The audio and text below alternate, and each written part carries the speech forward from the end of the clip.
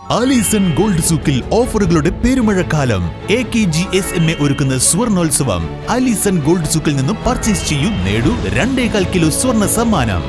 VPT super market, Amarambalam road, Vaniyambalam. ക്ലാസിൽ കയറാത്ത കുട്ടിയാണ് വയനാട്ടുകാർ തിരഞ്ഞെടുത്ത രാഹുൽ ഗാന്ധി എന്ന് CPM ജില്ലാ കമ്മിറ്റി അംഗം VT സോഫിയ. 100 പാർലമെന്റ് സമ്മേളനം നടന്നപ്പോൾ 44 എണ്ണം കട്ട് ചെയ്ത MP വയനാട്ടുകാരെ പറ്റിച്ചതായും സോഫിയ കുറ്റപ്പെടുത്തി. തിരുവാലി പുന്നപ്പാല നടത്തിയ LDF മേഖലാ പ്രചരണ റാലിയിൽ സംസാരിക്കുകയായിരുന്നു അവർ. കുട്ടിയായി പാർലമെന്റിനകത്ത് രാഹുൽ ഗാന്ധി മാറി. മൊത്തം നടന്ന പാർലമെന്റ് സമ്മേളനത്തിൽ 100-ൽ 56 ക്ലാസ്സിൽ കയറുകയും 44 ക്ലാസ് കട്ട് ചെയ്ത് പോവുകയും ചെയ്ത MP-യുടെ പേര് കൂടിയാണ് രാഹുൽ ഗാന്ധി എന്ന് പറയുന്നത്. പക്ഷേ എന്നിട്ടും ഈ നാട്ടിലെ ജനത വീണ്ടും BJP-യുടെ ഭരണത്തിൽ പൊറുതുമുട്ടിയത് കൊണ്ട് തന്നെ ഇന്ത്യ മുന്നണി എന്ന് പറയുന്ന ഇടതുപക്ഷത്തിന്റെ നേതൃത്വത്തിൽ ഈ രാജ്യത്തിനകത്ത് ഉയർന്നു വന്ന മതനിരപേക്ഷ മുന്നണി ജയിക്കുകയാണെങ്കിൽ, അതിന്റെ പ്രതിപക്ഷ നേതാവായി രാഹുൽ ഗാന്ധി വരുമ്പോ ആ മുന്നണി വിജയിക്കുകയാണെങ്കിൽ വീണ്ടും ഞങ്ങൾക്കൊരു പ്രധാനമന്ത്രി ഉണ്ടാകും.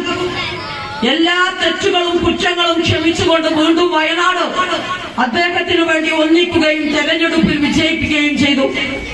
പക്ഷേ നേരത്തെ സഖാവ് സൂചിപ്പിച്ചതുപോലെ ജയിച്ചു കഴിഞ്ഞ് സ്വന്തം അമ്മയുടെ മണ്ഡലമായ റായ്ബറേലിയിൽ വീണ്ടും അദ്ദേഹം നമ്മളോട് പറയാതെ ജനവിധി തേടി.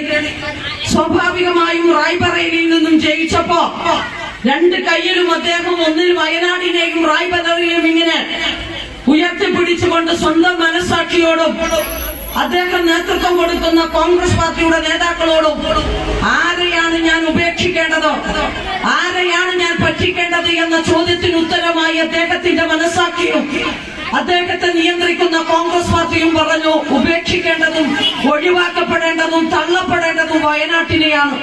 രുചിക്കൂട്ടുകൾ കൊണ്ട് രുചി വൈവിധ്യങ്ങൾ ഒരുക്കിയ ഇന്ത്യൻ ബേക്സ് ഇപ്പോൾ വണ്ടൂരിലും. Indian bakes, Pandikkad road, Manalmel bus stand, Wandoor. സ്വപ്നങ്ങൾ സാക്ഷാത്കാരമാകുമ്പോൾ സന്തോഷങ്ങൾക്ക് അതിരുകളില്ലാത്ത ആനന്ദം. Mayuri gold and diamonds, Kalikavu road, opposite town square, Wandoor.